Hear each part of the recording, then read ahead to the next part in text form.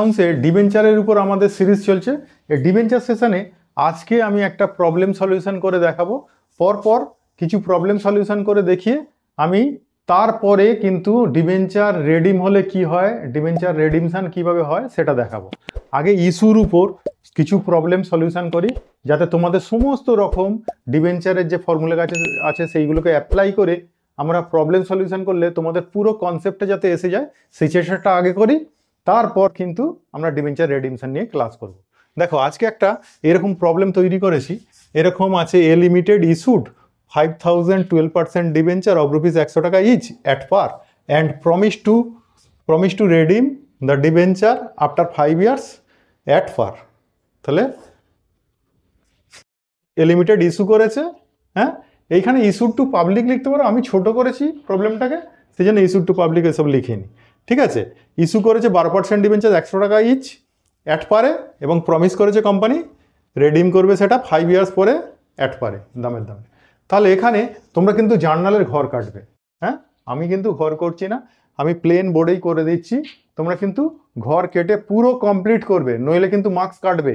সেখানে তোমরা যেই রকম জার্নালের ঘর কাটতে হয়, date, particulars, amount rupees, debit credit দেবে, সেখানে ফোলিও রাখবে দুটো, লেজার ফোলিও, ভাউচার নম্বর শুরু কাটবে, কেটে কিন্তু অঙ্ক করবে। হ্যাঁ, নইলে কিন্তু নাম্বার কাটবে, বলে দিচ্ছি। আমি প্লেন বোর্ডেই করছি, দেখো কীরকম করবে।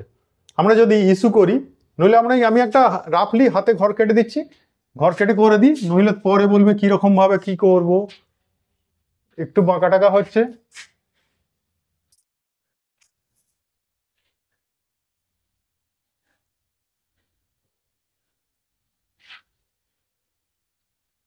আর ডেটের কলম করবে, কিন্তু ডেট না থাকলেও ডেটের কলম করবেই। হ্যাঁ, বিয়ে বাড়িতে খেতে বসলে কেউ নুন লেবু না খেলেও নুন লেবু কিন্তু দিতে হবে, ঠিক আছে না, ডেটের কলম করতে হবে, যা নিয়ম পুরো ঘর করবে। তাহলে এখানটা লিখবে জার্নাল, উপরে কি লিখবে, ইন দ্য বুকস অফ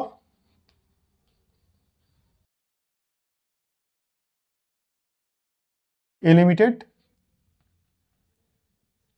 এটা করছি ডেট, এটা পার্টিকুলার্স,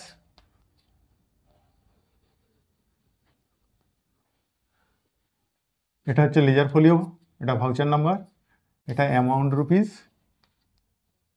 যদি সম্ভব হয় অ্যামাউন্টটা ফুল স্পেলিং করে লিখবে, ঠিক আছে। এটা ডেবিট, এটা ক্রেডিট। করলাম, করে দেখো আমাদের এখানে তো ডেটটা দেয়নি, তাহলে ডেটটা যখন দেয়নি ছেড়ে দাও। ডেটটা যদি দিয়ে দেওয়া হয়, আচ্ছা, এ লিমিটেড ইস্যুড এত ডিবেঞ্চার এত টাকা ইচ অ্যাট পার অন একটা করে দাও না, অন 1st January 2024, ঠিক আছে। তাহলে আমরা এই ডেটটাই ইস্যু করব। তাহলে দেখো 1st January 2024-এ আমরা প্রথমে ডিবেঞ্চার ইস্যু করলে আমাদের টাকা পাচ্ছি অ্যাট পারে, যদি হয় আমরা ব্যাঙ্ক অ্যাকাউন্ট ডেবিট করব, ব্যাঙ্ক অ্যাকাউন্ট ডেবিট টু সরাসরি 12% ডিবেঞ্চার লিখে দেবো।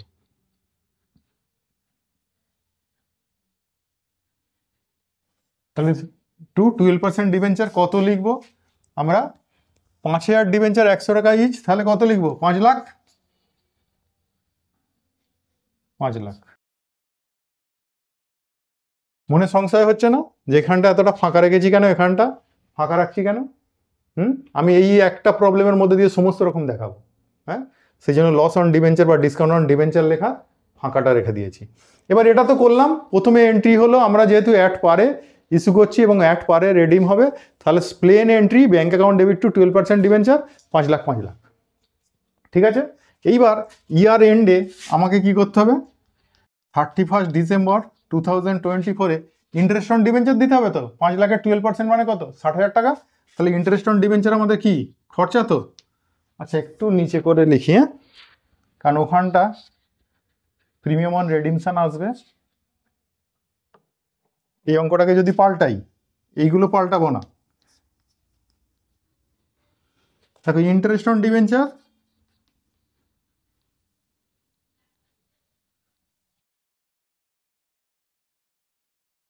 ডেবিট, আর একটা পেমেন্ট করে দেবো। টু কি দিয়ে পেমেন্ট করবো, টু ব্যাংক, তাহলে কত, 5 লাখের 12%, দেখো 12% ডিবেঞ্চার, 5 লাখের 12%, 60,000, 60,000। আচ্ছা, এখানে ন্যারেশনগুলো কি লিখবে? Being 5,000 12% debenture issued, 5,000 12% debenture at the rate of rupees 100 টাকা each, issued at par and redeemable at par, হয়ে গেল। আর এটা লিখবে being interest on debenture paid by cheque, ঠিক আছে, হয়ে গেল। এবার এই ইন্টারেস্ট অন ডিবেঞ্চারটাকে আমাদের প্রফিট অ্যান্ড লসে ট্রান্সফার করে দিতে হয়। তাহলে এটাও 31 ডিসেম্বরে করব। ইন্টারেস্ট অন ডিবেঞ্চার যদি প্রফিট অ্যান্ড লসে ট্রান্সফার করি, তাহলে প্রফিট অ্যান্ড লস অ্যাকাউন্ট কি করব? Profit and loss account debit to interest on debenture.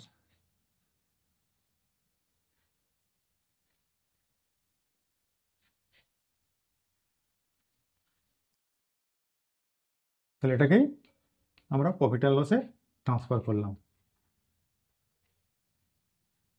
ঠিক আছে। তাহলে হয়ে গেল। তাহলে এটা হলো একটা প্রবলেম। দেখো এইবার এই প্রবলেমটাকেই যদি আমি অন্যভাবে একটু সাজাই, তাহলে অন্যভাবে সাজালে কি হবে?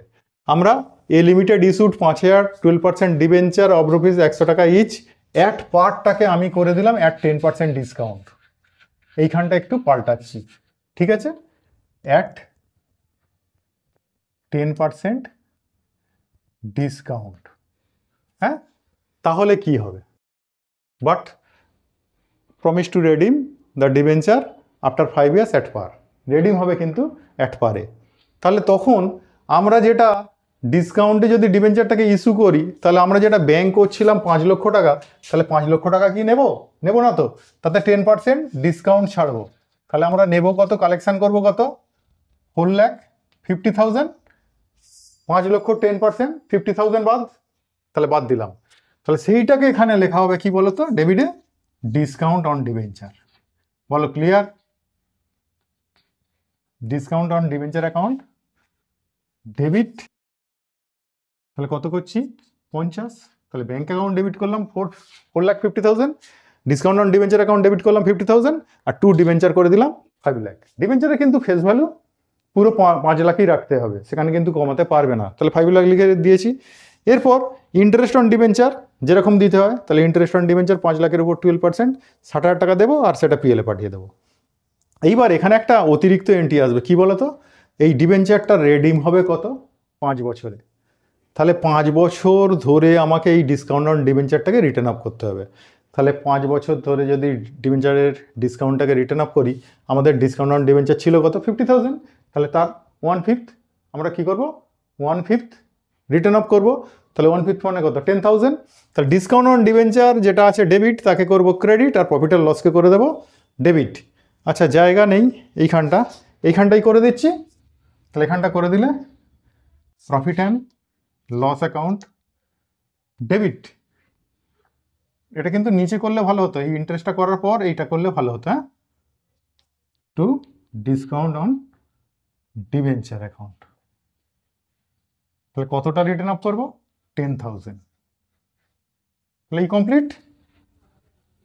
এটাও কবে করছো, 31 ডিসেম্বরে কিন্তু, বুঝে গেল?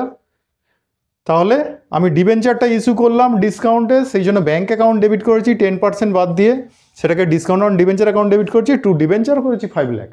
তারপরে আমরা ইন্টারেস্টটা দিয়ে দেবো, ইন্টারেস্টটা পিএলে পাঠাবো, তারপরেই ডিসকাউন্ট অন ডিবেঞ্চারের 1/5 আমরা রিটার্ন আপ করবো। তাহলে এটা কিন্তু লাস্ট এন্ট্রি করবে, হ্যাঁ, ঠিক আছে। তাহলে এই হলো টোটালটা। তাহলে এটা একটা প্রবলেম, এটা একভাবে হয়ে গেল। আবার এইটাই যদি আমরা করতাম যে আমরা ইস্যু করেছি 12%, 5,000 12% ডিবেঞ্চার 100 টাকা each at 10% discount and promise to redeem the debenture after 5 years at 10% premium যদি হয়, তখন কি হবে, অ্যাট পার নয়, অ্যাট 10% প্রিমিয়াম। তাহলে তখন কি করবে? তাহলে তখন দেখো, তখন কিন্তু আমাদের এই ডিবেঞ্চারটা ইস্যু করার সময় আমরা ব্যাংক পেয়েছি ডিসকাউন্টে, তো তাহলে ব্যাংক তো পেয়েছি কত, 10% বাদ দিয়ে 4,50,000। লস অন ডিবেঞ্চার লিখতে হবে, তখন কিন্তু আর ডিসকাউন্ট হবে না। তার কারণ হচ্ছে আমরা যে ভবিষ্যতে 5 বছর পরে রেডিম করার সময় 10% প্রিমিয়াম দেবো, সেই প্রিমিয়ামটা এখন ক্রেডিট করতে হয়। তাহলে premium on redemption account, premium on redemption অ্যাকাউন্টকে ক্রেডিট করব। আচ্ছা, এটা জুড়ে গেছে, এটাকে একটু মুছে দিয়ে, নইলে তোমাদের বুঝতে অসুবিধা হবে।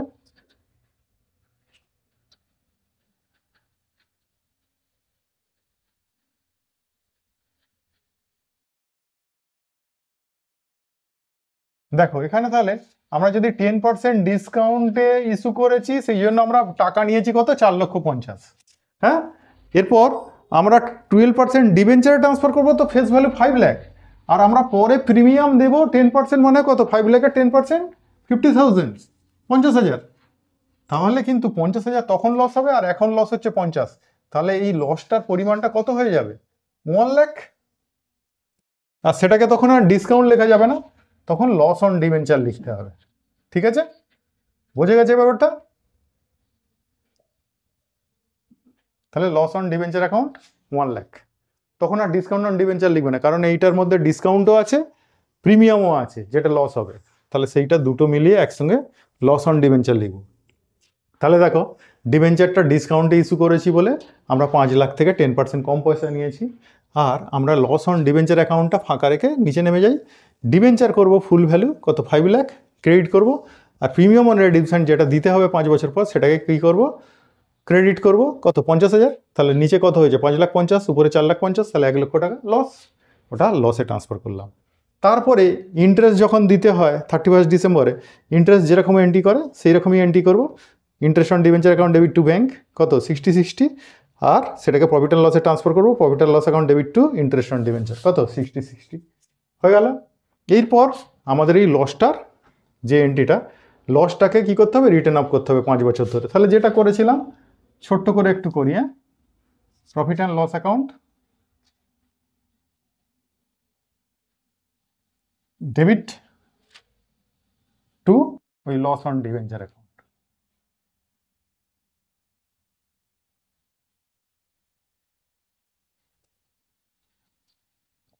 কত করব, এইটা 5 বছর পরে যেহেতু রেডিম হবে, তাহলে 5 বছর ধরে রিটার্ন আপ করলে 1/5 রিটার্ন আপ করি, তাহলে কতটা রিটার্ন আপ করবো, 20,000,